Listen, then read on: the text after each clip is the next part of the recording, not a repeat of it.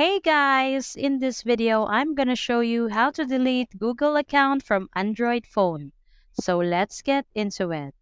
First of all, open the Settings app. Then head to the Accounts and Backup section. Tap Manage Accounts. Under the Manage Accounts section, tap on the email address for the Google account you want to remove. You will see an option to remove the account.